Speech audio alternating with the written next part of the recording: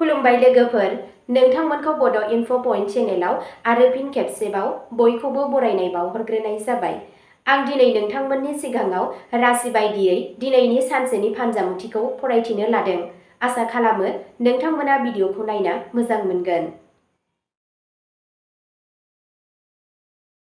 दिनै 28 सेप्तेम्बर 2025 मायथाइ एबा 11 आसिन दान 1432 मायथाइ रबिबार। गिबियावनो दङ मेष राशि। मेष राशिनि गिबि आखरानो जादों ए, एल, इ, आइ आरो वाइ। दिनै नोंथांनि फोथायथि आरो मोजां नोजोरखौ बांहोगोन। नोंथांनि सानस्रिफोरखौ खामानि थिलियाव बाख्नायनाय जागोन आरो बैसोगोराफोरा नोंथांखौ हेफाजाब होगोन। फालांगियाव रां थिसननाया मोजां जागोन आरो सिगांनि खामानिनिफ्राय मुलाम्फा जागोन। नखराव गोरोबलायनाय आरो रंजानाय थागोन। फरायसाफोरा गावसोरनि फरायनायाव गोदान आदब आरो जाफुंसारनायखौ मोनदांगोन। सावस्रिया सरासनस्रा, नाथाय मोनसे समानथि रुटिन फालिनाया मुलाम्फा जागोन। नोंथांनि दिनैनि खाफालगोनां दिगआ जादों सोनाब खोला, खाफालगोनां अनजिमाया जादों 2 आरो खाफालगोनां गाबआ जादों सनानि गोमो गाब। वृषभ राशि। वृषभ राशिनि गिबि आखरानो जादों बि आरो इउ। दिनै रांखान्थियारि सानथांखिफोरा जाफुंगोन। खामानियाव मासि जौगाहोनाय एबा सिनायथि मोननायनि जाथावना थायो। गोदान सोमोन्दोआ फालांगिरिफोरनि थाखाय मुलाम्फा गोनां जागोन। नखराव गोजोननाय आरो हेफाजाब मोनगोन। फरायसाफोरा फोथायथि थागोन आरो बादायलायनायाव दावगागोन। सावस्रिया मोजाङै थागोन। धोरोमारि हाबाफारिफोर आरो जथुम्मानि जथुम्माफोरा गोसोआव गोजोननाय लाबोगोन।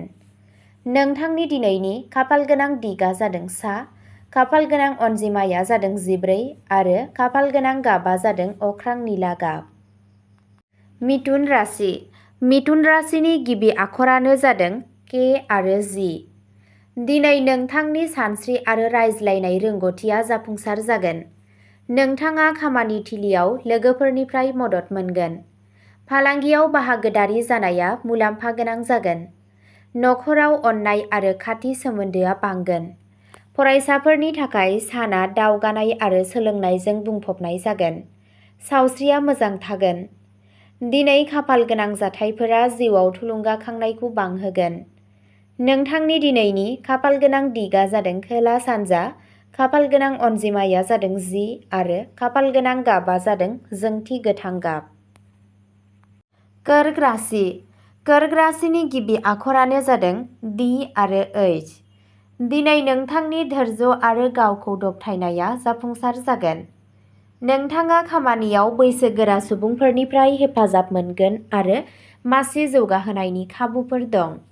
फालांगियाव दिदोमथि आरो मुलाम्फाखौ मिजिंथिनाय जायो। नखराव गोजोन आबहावा थागोन। फरायसाफोरा गावसोरनि फरायनायाव मोजां फिथाइ मोनगोन। सावस्रिया मोजां जानो हागौ।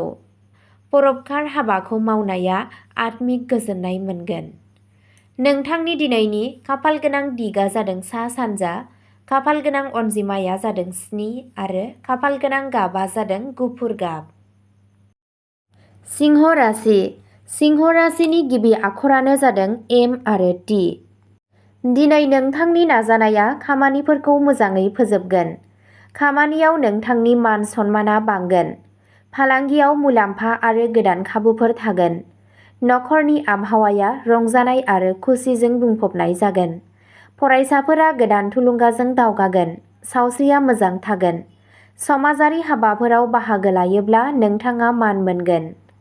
नोंथांनि दिनैनि खाफालगोनां दिगआ जादों सोनाब, खाफालगोनां अनजिमाया जादों 16 आरो खाफालगोनां गाबआ जादों रोजा गोजा गाब। कन्या राशि। कन्या राशिनि गिबि आखरानो जादों पि। दिनैनि साना नोंथांनि थाखाय जाफुंसारनायजों बुंफबनाय जागोन। नोंथांनि खामानियाव नाजानाया फिथाइ मोनगोन आरो गोदान खाबुफोर ओंखारगोन। फालांगिया दिदोमै मुलाम्फा जागोन आरो सानथांखिफोराव जाफुंसार जागोन। नखराव दुंब्रुद आरो हेफाजाब थागोन। फरायसाफोरा फरायनाय आरो बादायलायनायाव जाफुंसार जागोन। सावस्रिया मोजाङै थागोन। धोरोमारि हाबाफारिफोरा नोंथांनि सिंनि गोहोखौ बांहोगोन। नोंथांनि दिनैनि खाफालगोनां दिगआ जादों खोला सोनाब, खाफालगोनां अनजिमाया जादों 11 खाफाल गोनां गाबा जादों रेजें फान्थाव गाब। तुला राशि।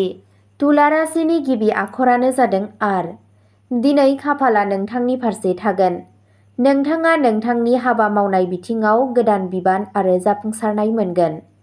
फालांगियाव मोजां खौरां आरो मुलाम्फा जागोन। नखरनि आबहावाया अननाय आरो गोजोनजों बुंफबनाय जागोन। फरायसाफोरा फोथायनायजों दावगागोन। सावस्रिया मोजां जागोन।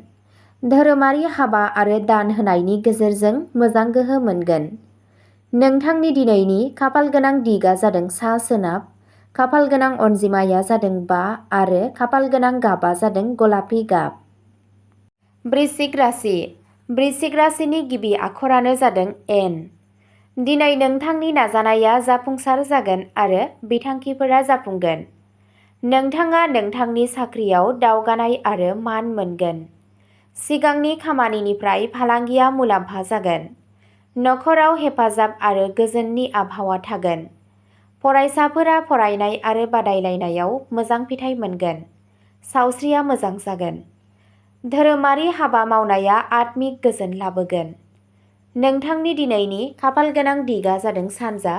खाफाल गोनां अनजिमाया जादों 9 आरो खाफाल गोनां गाबा जादों अख्रां गोथां गाब।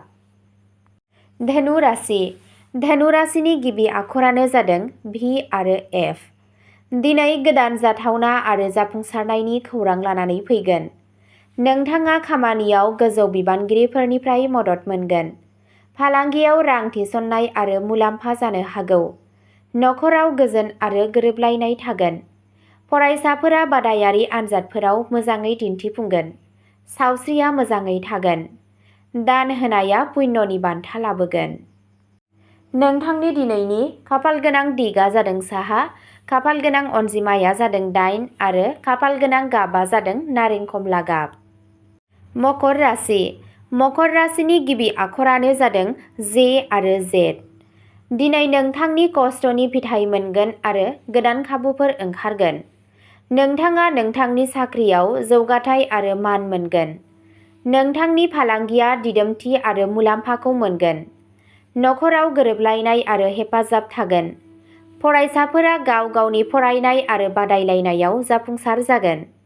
सावस्रिया मोजां जागोन। धोरोमारि हाबाफोरा गोसोआव गोजोन लाबोगोन।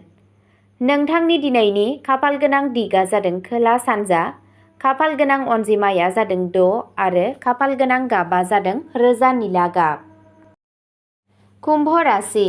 कुम्भ राशिनि गिबि आखरानो जादों एस। दिनै नोंथांनि बिथांखि आरो सानस्रिफोरा जाफुंगोन। नोंथाङा नोंथांनि साख्रियाव दावगानाय आरो मान मोनगोन। फालांगियाव गोदान खाबु आरो मुलाम्फा जागोन। नखराव खुसि आरो गोजोननि आबहावा थागोन। सोलोंसाफोरा सोरजिलु खामानिफोराव जाफुंसार जागोन। सावस्रिया मोजां थागोन। धोरोमारि हाबा आरो सिबिनायाव बाहागो लायोब्ला नोंथांनि गोसोआ गोजोन मोनगोन। नोंथांनि दिनैनि खाफाल गोनां दिगा जादों सोनाब। खाफाल गोनां अनजिमाया जादों 12 आरो खाफाल गोनां गाबा जादों रेजें गोथां गाब। मीन राशि। दिनै नोंथांनि खस्थ' आरो सोरजिथाया नोंथांखौ जाफुंसार होगोन। नोंथाङा नोंथांनि साख्रियाव गोदान खाबु आरो सिनायथि मोनगोन। फालांगिया मुलाम्फा आरो दिदोमथि मोनगोन। नखराव गोजोन आरो हेफाजाब थागोन। फरायसाफोरा फरायनायाव मोजां दावगागोन। सावस्रिया मोजाङै थागोन। धोरोमारि हाबाफोराव बाहागो लायोब्ला जिउआव सकारात्मकता आरो आत्मबिश्वास बांगोन। नोंथांनि दिनैनि खाफाल गोनां दिगा जादों सा सानजा। खाफाल गोनां अनजिमाया जादों 8 आरो खाफाल गोनां गाबा जादों रेजें निला गाब। अब्ला दिनैनि भिडिअ'आ बेखिनियावनो जोब्बाय। एसेनोसै, गोजोन्थों।